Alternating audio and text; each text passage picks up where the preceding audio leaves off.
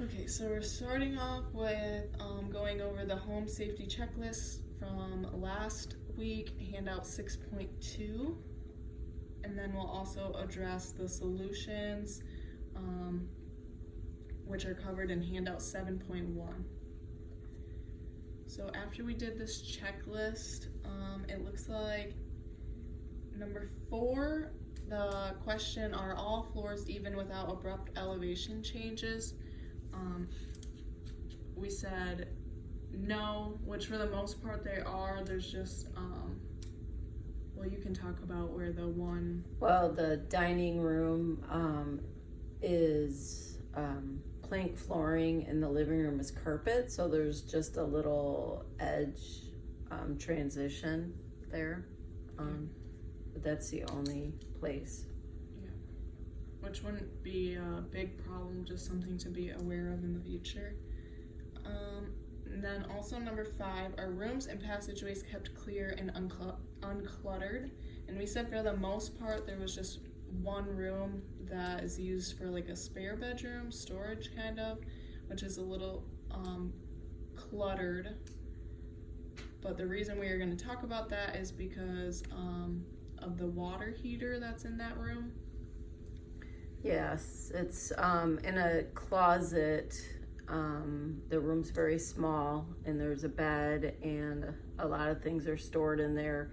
So if the hot water tank gets blown out from the wind, I have to go in there and light it. So I have to move everything I have stored in that closet in front of it to get to it. And it's just kind of a small, tight area to get into. Yeah, which right now you're physically able to move the stuff and make a path there. Most of the time. Yeah, but as you get older, I could see it being an issue and a fall hazard going in there. Yes, I agree. Okay, next, the kitchen.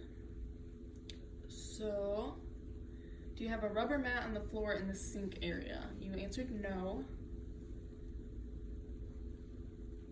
So, I mean, that one's an easy solution. Yes, I've thought about getting one. I just have to find one. Yeah, just because if the floors get wet, especially having the plank flooring, it could be slippery. So a rubber mat can prevent slipping on the wet floors. Okay. And then number 3, our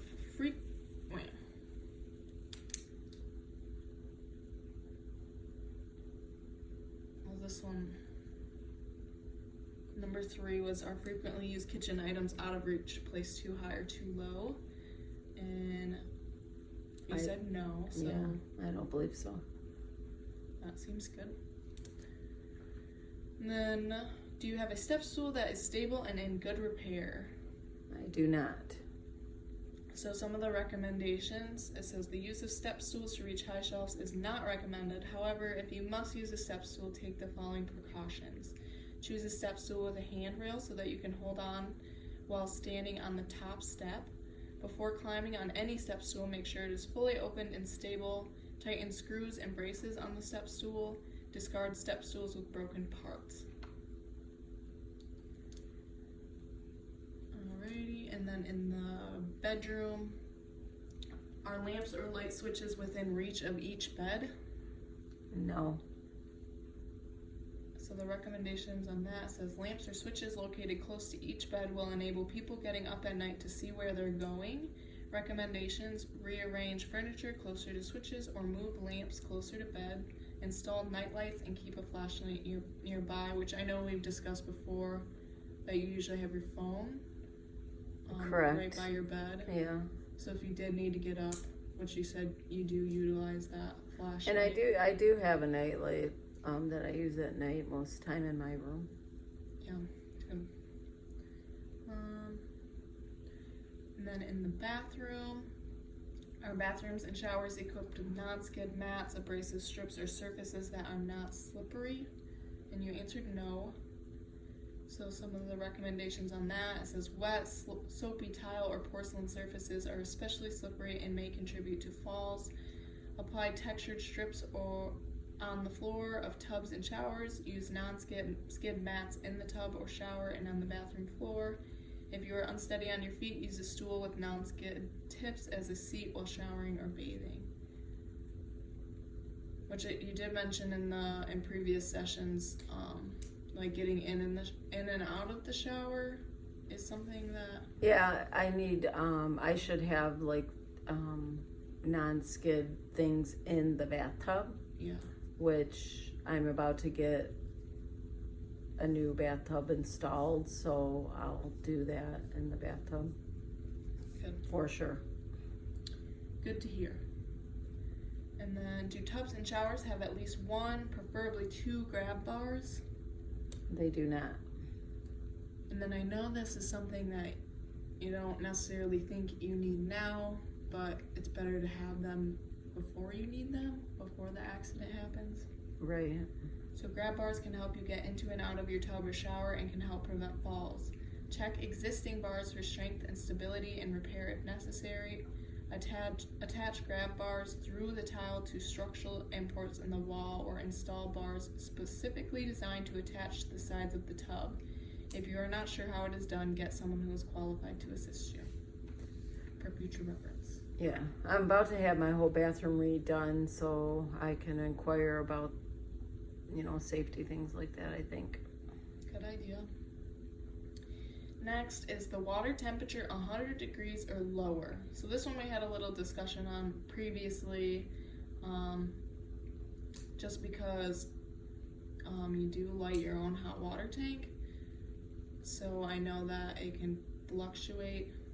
And it doesn't have a temperature gauge on there. It just goes from cool to very hot and letters in between.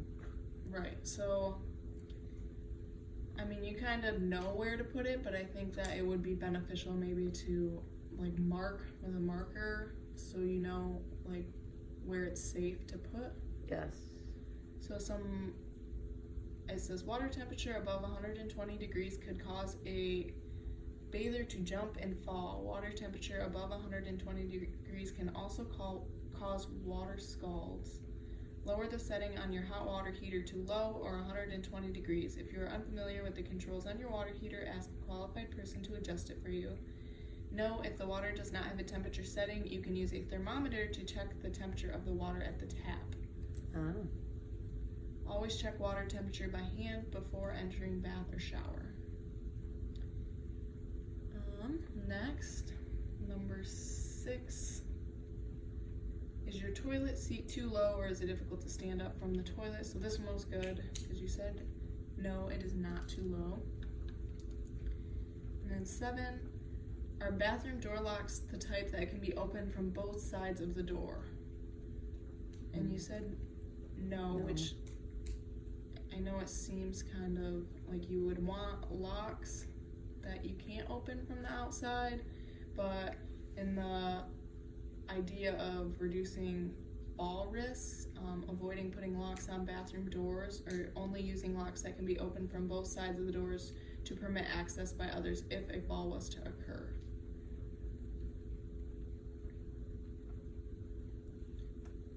And then for chairs and tables, are frequently used chairs equipped with armrests and high backs? Yes. I think some of them are. I know a couple of the dining room chairs don't have armrests. Oh, yeah. And then we have bar stools at the counter that don't have a back or armrest on them. Yeah. So that's something to acknowledge at least.